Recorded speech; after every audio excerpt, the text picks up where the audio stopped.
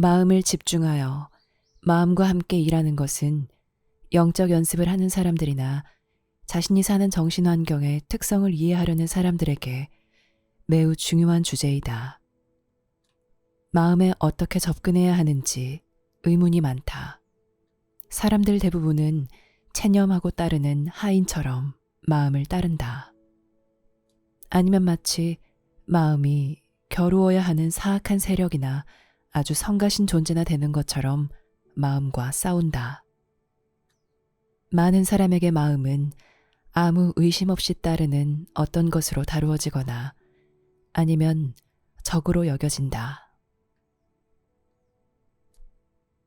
영적 연습을 하면 당신은 마음이 얼마나 혼란스러운지, 또 생각이 어떤 일관성도 의미 있는 방향도 없이 이것에서 저것으로 바뀐다는 것을 이내 발견한다.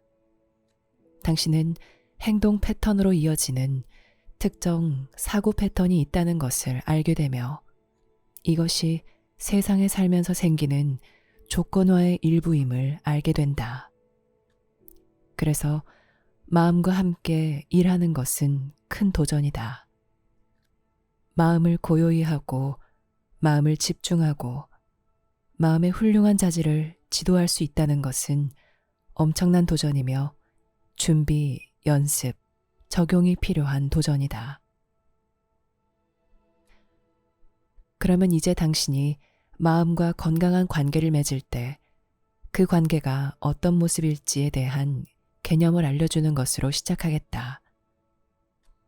당신에게는 마음이 있으며 이 마음은 당신을 압도하고 지배하고 당신 주위를 산만하게 하는 것처럼 보인다. 그리고 거의 독단적으로 당신의 감정을 지배하고 당신의 행동을 지시하는 것으로 보인다. 당신이 이것을 자각하기 시작하는 때는 마음을 관찰하고 마음에 지시할 수 있는 전망점, 당신 마음 너머에 전망점이 있다는 것을 인지하기 시작하면서이다. 어쨌든 마음을 관찰하고 마음에 지시할 수 있다면 당신은 마음 안에 있을 리 없다. 말하자면 당신은 마음 밖에 있다. 이것은 매우 중요한 발견이며 당신이 자기 마음과 관계를 맺는다는 것을 깨닫게 해줄 것이다. 이때까지는 당신이 이 관계를 알지 못한다. 마음은 그저 당신에게 무엇을 생각하고 무엇을 해야 하는지 알려주었고 당신은 그대로 했으며 아마도 이 점에서 당신에게 선택권이 있었다고는 거의 생각하지 못했다. 당신의 마음은 자극을 받아 반응했으며 당신은 마음이 하라고 지시한 것은 무엇이든 했다. 그러나 마음 밖에 서서 마음을 관찰하고 지시할 수 있음을 깨닫는 지점에 도달하면 당신은 마음과 관계를 맺는다는 것을 깨달을 것이다. 바로 이 시점에서 마음이 큰 적이자 아주 성가신 존재로 보일 수 있다. 마음이 없으면 좋을 텐데, 혹은 어쩌면 당신은 새로 생긴 의지와 선호에 마음이 더 잘 따라주기를 바랄지도 모른다. 어떤 사람들은 마음이 특정한 일을 하도록 프로그램된 훌륭한 기계라고 생각하며 마음은 그러한 일들을 반복적으로 하고 예측 가능한 방식으로 환경에 반응한다고 생각한다. 어떤 사람들은 마치 마음이 온갖 고통과 불행의 근원인 것처럼 마음을 벗어나고 싶은 사악한 것으로 여긴다. 또 어떤 사람들은 마음을 놀라운 것으로 생각하며 자신이 이용하고 활용하고 적용할 수 있는 것, 즉 자신이 원하는 것을 얻기 위해 이용하고 활용하려 할 엄청난 에너지나 자원이라고 생각한다.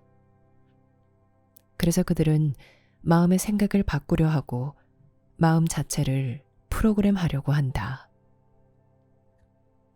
이 접근 방법은 모두 실패할 것이고 수많은 문제를 낳기 마련이다.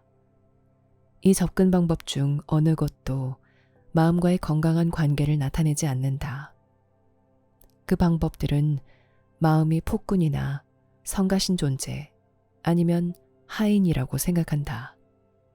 이것은 건강한 관계가 아니다. 당신은 다른 사람과의 관계를 그렇게 맺고 싶은가? 당신은 다른 사람이 지배적인 영향력을 행사하거나 성가신 존재나 하인이 되기를 원하는가? 물론 아니다. 당신이 건강하고 협력적인 관계를 원한다면 그렇게 되기를 원하지 않을 것이다. 비록 당신과 당신 마음이 동등한 위치에 있지는 않지만 그래도 어쨌든 당신은 관계를 맺는다. 그리고 마음은 큰 목적에 봉사하도록 훈련받으면 그리할 수 있다. 마음은 일정 범위에서 책임이 있지만 그 범위를 넘어서면 효과적으로 기능할 수 없다. 마음은 주로 몸을 통제하고 또 당신이 환경과 상호작용할 수 있게 하려고 이곳에 있다. 그러나 마음이 효과적이고 건설적으로 그리하려면 당신은 마음을 외면하거나 지배하거나 정복하거나 마음에 굴종하는 것이 아니라 마음과 함께 일하는 법을 배워야 한다. 당신에게는 개인적 측면과 비개인적 측면이 있다. 두 측면이 함께 관계를 맺는다. 이 관계는 긴 시간을 들여 쌓는 어떤 것이다. 앞으로 나아가면서 당신은 개인적 마음에 어떤 것들이 필요하다는 것을 알게 될 것이다. 개인적 마음은 건강을 유지하기 위해 어떤 편안함과 자극이 필요하다. 비개인적 측면 역시 건강과 기능을 유지하려면 어떤 편안함과 자극이 필요하다는 것을 당신은 깨닫는다. 이때 마음이 당신에게 봉사할 수 있고 당신 역시 마음에 봉사할 수 있다. 당신이 육체와 당신의 관계를 생각해보면 육체가 놀라운 일을 할 수 있는 훌륭한 메커니즘이라는 것을 더 쉽게 안다. 육체는 당신이 세상에 직접 참여할 수 있게 해준다. 몸에는 통증과 고통이 있고 필요한 것들이 있으며 불편함이 있다.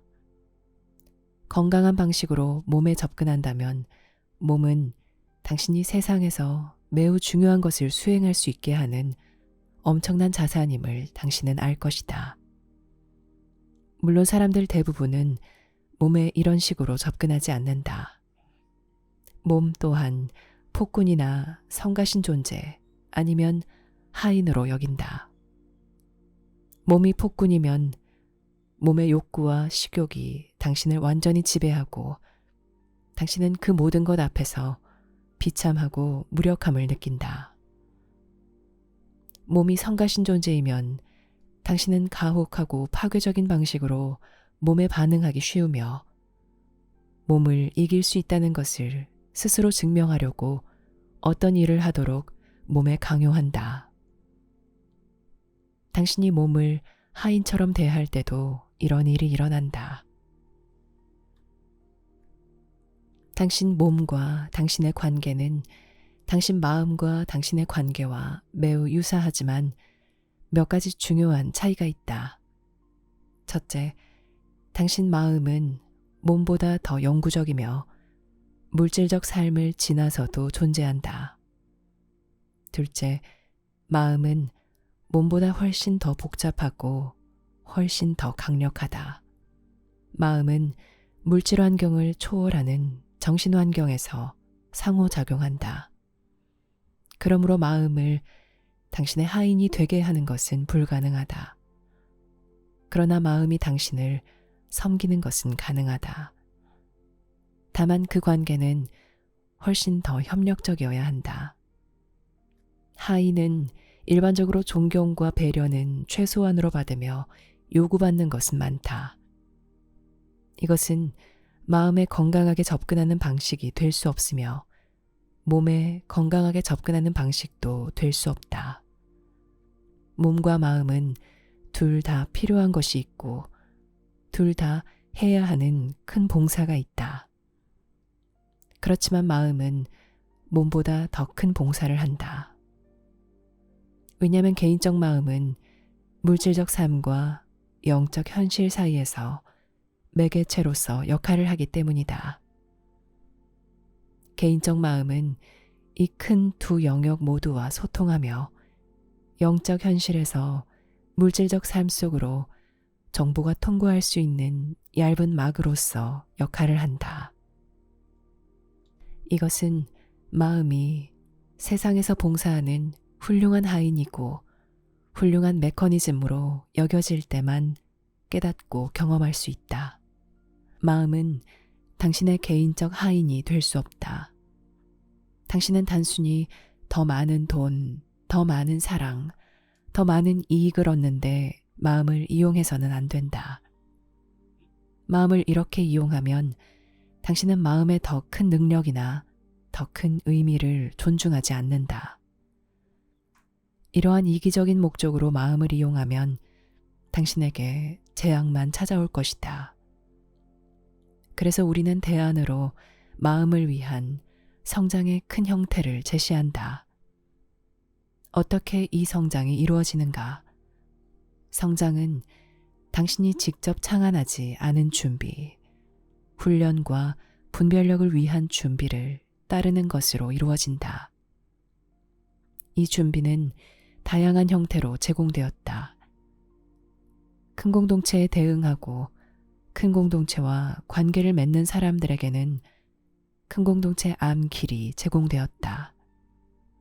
암길은 마음을 훈련하고 또한 마음과의 건강한 관계를 형성하는 데 알맞은 수단이다.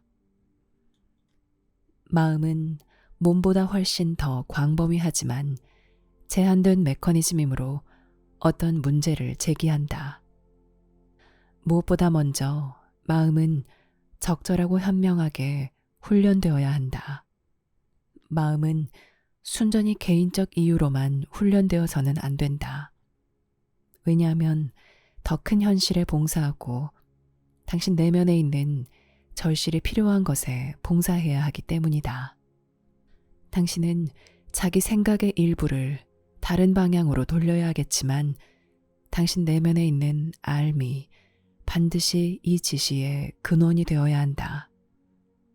당신이 직접 그렇게 해서는 안 된다. 마찬가지로 당신은 육체적으로 자신에게 큰 해를 끼치지 않고서는 할 수 없는 일들을 몸이 하게 해서는 안 된다. 그래서 마음은 훌륭한 자원이지만 당신은 마음과 건강한 관계를 맺을 필요가 있다. 이것은 당신이 마음에 필요한 어떤 것들을 제공한다는 뜻이다. 마음은 어느 정도 안정이 필요하고 역경에서 어느 정도 보호받는 것이 필요하며 자극이 필요하다. 마음에는 우리가 다시 생각하기라고 하는 것이 필요하다. 그래서 이제 다시 생각하기를 말해보겠다.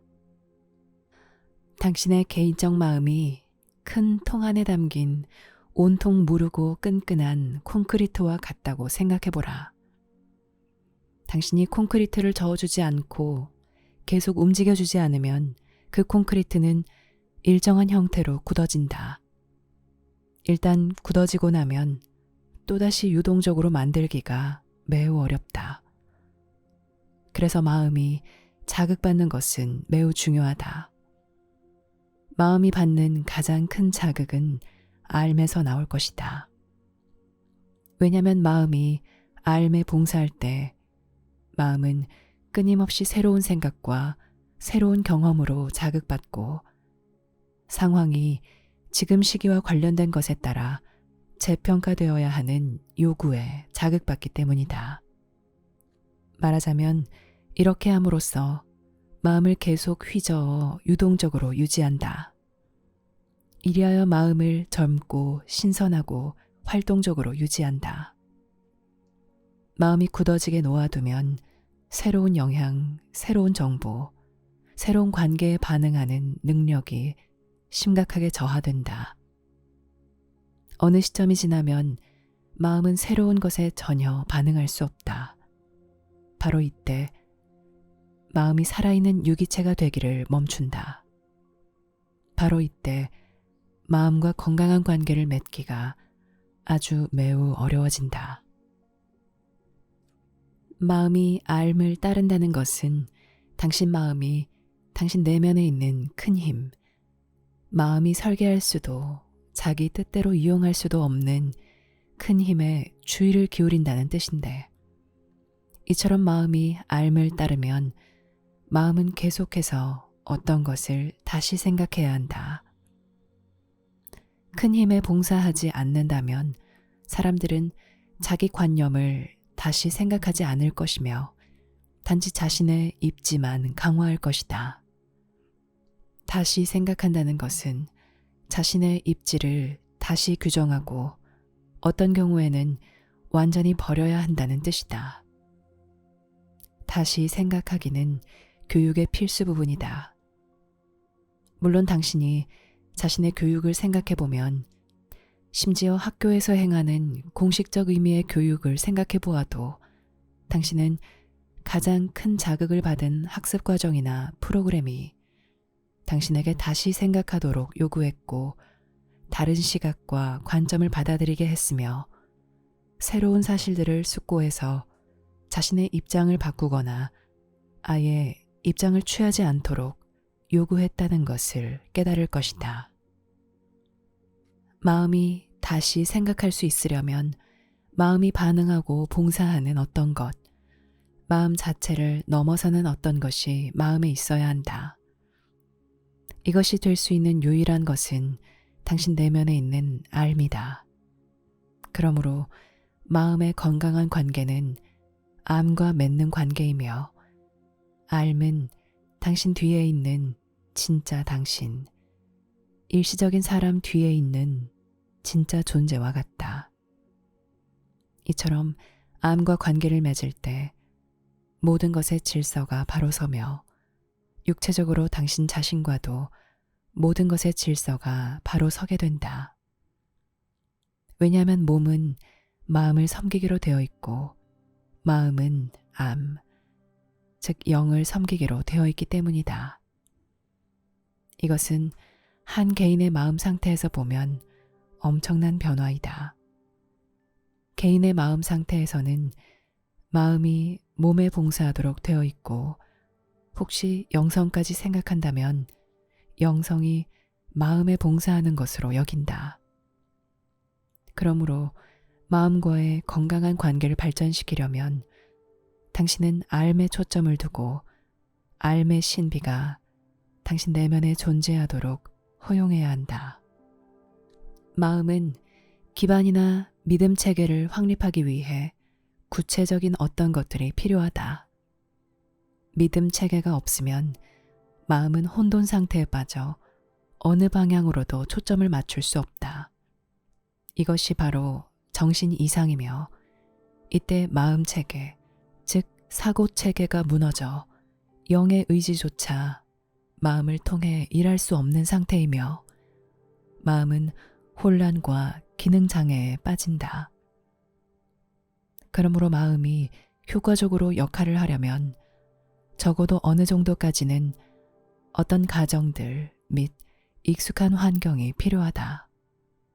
몸에 음식, 물, 주거지, 옷, 어느 정도의 편안함이 필요한 것처럼 마음에도 안심, 공존할 수 있는 관계, 어떤 시점에서는 안정된 환경, 새로운 생각이 필요하다. 이것들이 마음에 필요한 것들이다. 이 필요한 것들을 무시하면 마음은 혼란에 빠지며 당신은 마음과 건강한 관계를 맺을 수 없을 것이다. 당신에게는 마음이 고수하는 어떤 관념들이 있을 수 있으며 이것은 괜찮다. 당신에게는 마음을 자극하는 어떤 관계가 있을 수 있으며 이 관계는 필요하다. 그러나 실제로 이 관계를 통해 이득을 보는 사람은 거의 없다. 하지만 당신에게는 마음이 섬길 수 있는 어떤 것, 마음을 자극하며 마음 너머에 존재하는 어떤 것이 있어야 한다. 그럼으로써 마음을 유동적으로 유지하고 이것이 다시 생각하기를 할 수 있게 한다. 이때 마음은 활동적이고 살아있게 된다. 이때 당신은 마음과 건강한 관계를 맺을 수 있다. 이 관계를 쌓지 않으면 당신은 마음과 함께 일할 수 없다. 당신은 마음을 장악하려고 하거나 아니면 마음에서 도망칠 것이다. 이것을 영적 연습의 영역으로 가져가 보자. 왜냐하면 여기에서 당신이 마음을 직접 마주하기 때문이다. 고요히 있는 법을 배울 때 당신 내면에서 알미 드러날 수 있는 환경이 조성되는데, 이때 당신은 마음이 끊임없이 생각하고 끊임없이 움직이며 당신을 산만하게 하고 당신을 다른 곳으로 데려가는 등등 끊임없이 이렇게 한다는 것을 깨닫는다. 마음이 이렇게 할 때 당신은 자신이 실제로 자기 마음 안에 있다는 것을 이때 알게 된다. 왜냐하면 당신의 기준점이 여전히 자기 마음 안에 있으므로 마음이 가는 곳이 어디든 당신도 가기 때문이다. 연습에서 당신은 객관적이고 관찰할 수 있는 위치로 자신을 되돌리려고 애쓰지만 마음은 자리를 뜨며 당신도 함께 데려간다. 마음은 여기저기 모든 곳에 간다. 마음은 거창한 것들을 생각하고 터무니없는 것들도 생각하고 온갖 종류의 시나리오들을 상상하기도 한다. 이때 당신은 하찮은 드라마 속에 있는 자신을 발견한다. 마음은 마치 항상 켜져 있는 텔레비전과 같다. 그렇다면 영적 연습을 할 때 당신은 항상 켜져 있는 텔레비전을 어떻게 다루는가? 여기서 당신은 스스로 초점을 정한다. 그것은 텔레비전을 어느 한 주파수, 한 채널에 맞추는 것과 같다. 당신은 이렇게 하는 법을 배워야 하고 오직 연습을 통해서만 이렇게 할 수 있다. 당신에게는 초점이 있어야 하고 당신 마음 역시 초점이 있어야 한다. 알무로 가는 계단 프로그램에는 다양한 초점이 소개되어 있다. 예를 들어 란이라는 단어에 초점을 맞춘다. 마음은 계속해서 사방으로 가지만 당신은 마음을 이 단어, 이 소리에 초점을 맞춘다. 다른 초점들도 있다. 당신 내면에 있는 알의 불, 당신 내면에 있는 한 점, 당신의 호흡, 당신 몸의 일부 등이 있다. 이때 당신은 눈을 감아도 되고 떠도 된다. 이렇게 하여 마음을 초점으로 데려오며 이것으로 마음의 힘이 증폭되고 당신이 마음 밖에 자리를 잡게 된다. 초점을 맞추면 마음 밖에 자리를 잡게 되고 마음 밖에 있는 이 자리를 경험할 수 있다.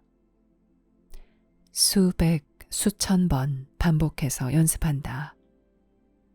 계속 반복해서 음계를 연습해야 하는 음악가들처럼 연습한다. 음악가들은 이 연습을 절대 포기하지 않는다. 당신은 영적 연습에서 마음을 집중하는 연습을 해야 한다. 오랜 시간 당신이 이렇게 연습하면 마음은 무질서에서 점차 벗어나게 되고 더 한결같아지며 당신이 무엇을 하라고 요구하든 그 요구에 더 순응하게 된다. 또한 마음에 필요한 것을 당신이 알아볼 수 있도록 필요한 것을 당신에게 드러내 보여준다. 예를 들어 마음은 어느 정도 유사성이 필요하다. 마음은 항상 새로운 것들을 다룰 수는 없으며 익숙한 것들에 의지하는 것이 필요하다.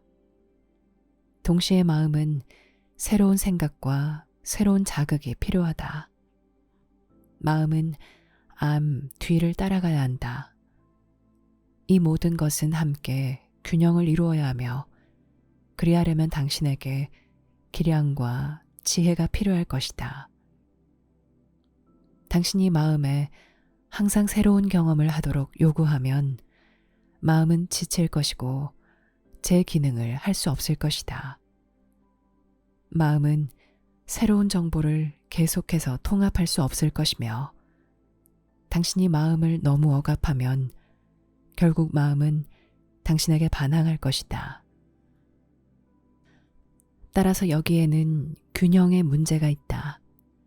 알은 이 균형을 제공한다. 왜냐하면 알은 새로운 정보와 자극을 제공하고 그런 다음 고요한 긴 시간을 제공하기 때문이다. 이 고요한 시간 동안 마음은 통합하는 시간을 갖는다.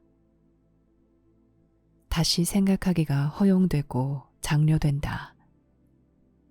자극이 있으며 적응하는 시간, 다시 생각하는 시간, 다시 연상하는 시간이 있다.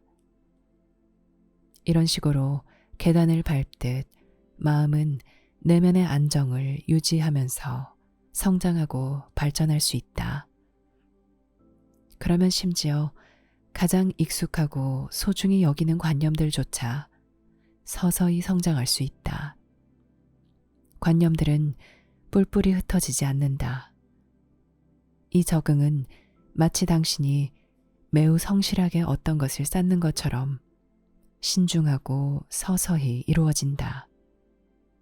그리고 마음은 이윽고 당신을 위해 생각하기 시작한다. 마음은 존재할 기반을 갖는다. 마음의 욕구는 존중받고 충족되며 마음은 계속 자극을 받아 방향을 바꾼다. 다른 예를 들어보겠다. 지구에 있는 정부들 대부분이 제대로 작동하지 않는 것처럼 당신 마음도 제대로 작동하지 않는 정부와 같다고 생각해보라. 만약 당신이 정부를 바꾸고 싶고 정부가 더 생산적이고 더 친절하고 더 효율적이고 더 안정되기를 원한다면 당신은 여기에 어떻게 접근할 것인가? 군대를 이끌고 가서 정부를 정복하고 정부의 모든 요소를 강제로 굴복시킬 것인가? 어떤 사람들은 영적 연습을 할 때 이런 식으로 자기 마음에 접근한다. 혹은 마음을 무시하고 글쎄, 마음은 언제나 비효율적이니 할 수 있는 것은 그저 그 비효율성을 안고 살면서 가능한 한 최선을 다하는 것뿐이야. 라고 말할 것이다. 당신이 그렇게 하면 무엇이 바뀌는가? 아무것도 바뀌지 않는다. 그렇다면 당신은 어떻게 정부를 다시 다스리는가? 당신은 어떻게 마음을 다시 다스리는가? 이 질문들은 비슷하다. 마음에는 서로 상호작용하는 요소가 많다. 정부도 마찬가지이다. 마음이 봉사할 더 큰 목적과 더 큰 일련의 우선순위가 없는 한 마음은 혼란에 빠질 것이다. 정부도 마찬가지이다. 마음에는 엄청난 힘이 있어 당신 삶의 질에 영향을 미친다. 정부도 마찬가지이다. 마음에는 현명한 통치자가 필요하다. 정부도 마찬가지이다. 마음에는 다양한 목소리와 다양한 요소가 있으며 이것들을 인식하고 효율적으로 일하는 관계로 통합해야 한다. 정부도 마찬가지이다. 닮은 점은 끝없이 많다. 그러므로 만약 당신이 당신 마음과 당신의 관계에서 현명해지고 또 당신 마음과 함께 하는 일에서 현명해지면 당신은 말하자면 현명한 지도자, 현명한 통치자가 된다. 이것은 당신이 다스리는 것에 대한 자비와 존중이 있다는 뜻이다.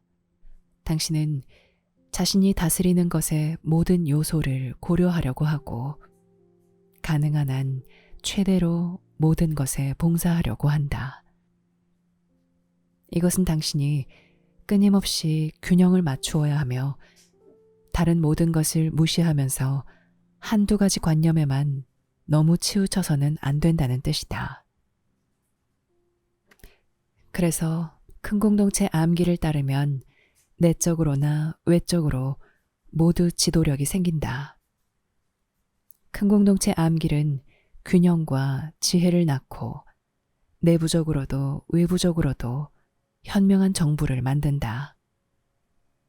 그래서 큰 공동체 암길이 해결의 길이자 실현의 길이다. 많은 사람이 자신의 외적 삶을 더 효과적으로 다스리고 싶어 하지만 그들의 내적 삶은 혼란스럽다. 그것은 마치 우리는 정부가 하는 대로 내버려 두겠지만 도시를 더 아름답게 보이도록 만들 것이다. 우리는 나무를 심을 것이다. 라고 말하는 것과 같다. 사람들은 자신의 외적 삶을 더 온화하거나 더 즐겁거나 더 조화롭게 보이려고 하지만 그들이 자신을 다시 다스리고 자기 마음이라는 정부에 대한 책임을 맡지 않는 한 아무것도 변하지 않을 것이다. 그들은 어쩌면 더 나은 풍경을 가질지 모르겠지만 실제 상황은 같을 것이다. 내가 이러한 것들을 말하면 어쩌면 당신은 세상에 이것은 나에게 너무 엄청난 일이야. 내가 어떻게 이 모든 것을 할 수 있겠는가? 라고 말할지도 모른다. 사실은 당신이 그 일부를 하고 알미 나머지 일부를 한다. 날마다 순간순간 당신은 마음을 다루는 법, 마음과 함께 일하는 법을 배우며 마음이 집중할 수 있는 생산적인 것을 마음에 제공한다. 마치 당신이 몸과 함께 일하는 법을 배우는 것과 같다. 그렇지만 마음의 일부는 더 큰 어떤 것이 다스린다. 따라서 당신에게는 책임의 범위가 있고 알매도 책임의 범위가 있다. 당신이 생각하는 것과 그 생각을 실행에 옮기는 것은 당신 소관이지만 마음의 목적, 의미, 방향을 제공하는 것은 알매 소관이다. 이때 당신은 현명한 관리자와 같지만 그 상황을 통제하지는 않는다. 이것을 인지할 때 당신은 지혜라는 더 큰 자원을 얻어 자기 소관의 일을 이행할 수 있으며 이것은 어마어마한 일이다. 사람들이 자기 삶이나 마음을 관리할 수 없다는 사실은 분명하므로 삶과 마음을 조금이라도 관리할 수 있는 사람은 누구나 진보했으며 삶에 큰 유리한 점을 지닌다. 당신은 당신 성장을 위한 수단이 생긴다. 우리는 큰 공동체 길을 제공한다.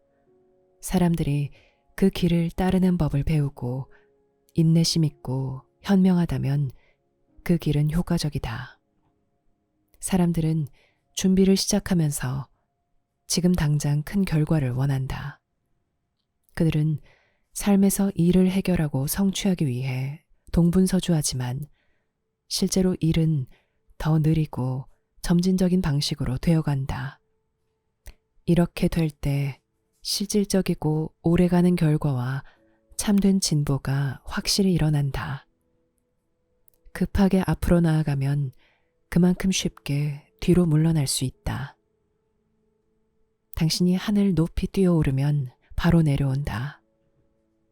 하지만 더 느리고 점진적이고 건설적인 계획과 수단을 따를 때 당신은 진정으로 진보하고 그렇게 쉽게 떨어져 나가거나 뒤로 물러나지 않을 것이다.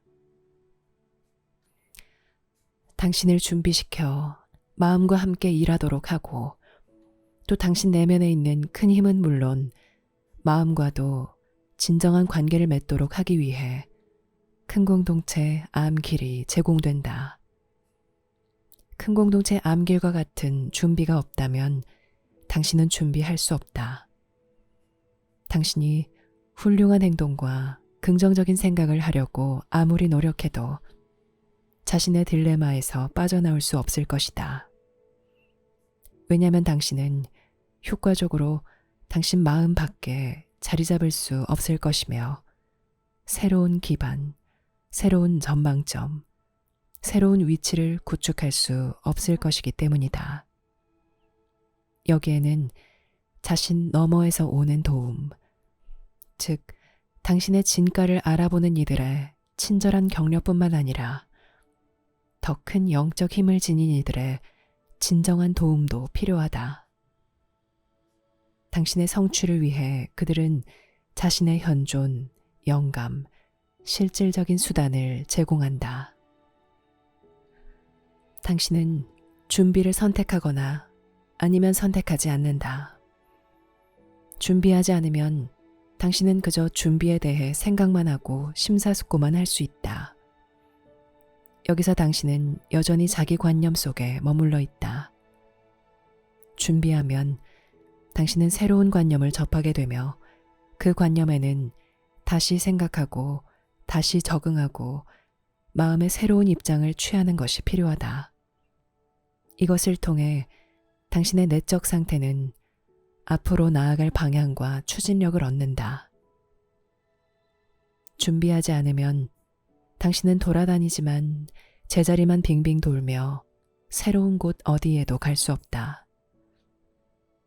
혼자서 어떤 것을 배우려고 노력하는 것은 매우 더디어 성공할 가능성이 아주 희박하다. 당신은 기존 관념을 다시 쓰기가 쉽다. 넓은 원에서 빠르게 걸으면 자신이 어딘가로 가는 것처럼 보인다. 하지만 자신을 어지럽게만 할 뿐 새로운 어떤 영역으로도 가지 못한다. 마음은 다시 생각하지 않는다.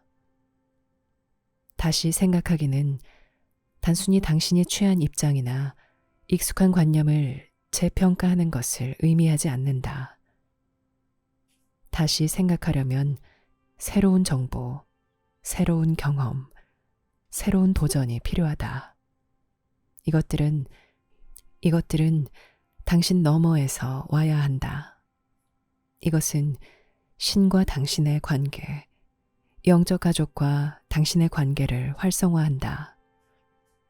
이것은 당신을 위로 향해 또 밖으로 향해 나아가게 한다. 마음의 지배를 받는 것에서 더 큰 어떤 것에 전념하는 것으로 전환하는 것은 당신이 안정을 유지할 수 있도록 천천히 일어나야 하는 것이다. 어느 시점에서는 정식 준비가 절대적으로 필요하다.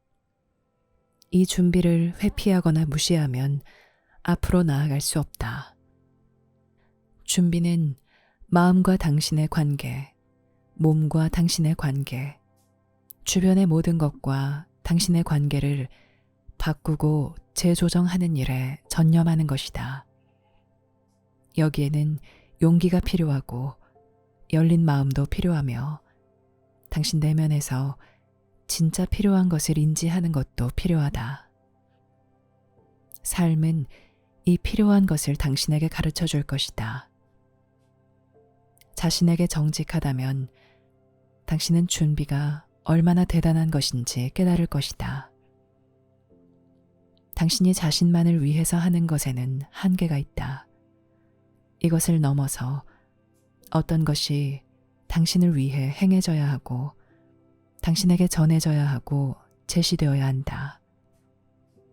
그래서 당신이 직접 고안하지 않은 준비책을 찾는 것이 필수이다.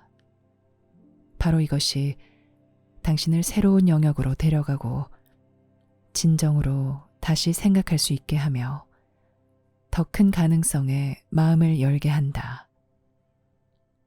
다른 방식으로는 당신에게 이 큰 가능성이 없다. 큰 공동체 암길에서 준비를 한 사람들은 큰 인내와 끈기를 발휘해야 한다. 사람들은 일반적으로 일이 빨리 진행되어 지금 당장 해결책을 찾고 깨닫기를 원한다. 혹은 일이 너무 빨리 진행되므로 일의 진행 속도를 늦추고 싶어 한다. 오, 맙소사. 나는 도저히 그것을 감당할 수 없어. 시간이 지남에 따라 당신은 자신이 따라갈 수 있는 어떤 속도가 있다는 것을 깨달을 것이다. 왜냐하면 당신 마음은 다시 생각해야 하고 다시 안정도 찾아야 하기 때문이다. 그래야 성장이 있고 통합이 있으며 다시 안정되는 것이 있다. 하루하루, 순간순간 이것은 상황을 매우 느려 보이게 할 수 있지만 성장은 이렇게 이루어지고 안정은 이렇게 얻는다. 어떤 사람들은 로켓처럼 돌진하고 싶어 한다. 하지만 착륙할 때 로켓은 산산조각이 난다. 산산조각이 나고 싶지 않다면 로켓처럼 돌진하지 말라. 암벽을 타는 사람처럼 오르라. 그들은 매우 천천히 움직여야 하며 매번 움직임을 이해해야 하고 산 자체에 대한 큰 존중과 경외심을 가져야 한다. 이것은 좋은 비유이며 가치 있는 비유이다. 만약 당신이 자신을 위해 제공된 준비를 시작하여 그 준비를 충실하고 끈기 있게 따른다면 그리고 당신의 외적 삶에서 재조정이 일어나는 것을 허용하고 내적 삶에서 다시 생각하기를 허용한다면 또한 준비 자체가 당신에게 분명하게 알려주는 책임의 범위를 인지하는 법을 배우고 알미 당신을 안내하도록 더 큰 책임의 범위가 존재하는 것을 허용한다면 당신은 앞으로 나아갈 수 있다. 그러면 당신은 마음과 함께 일하는 법을 배울 뿐만 아니라 그 혜택에도 감사하는 법을 배울 것이다.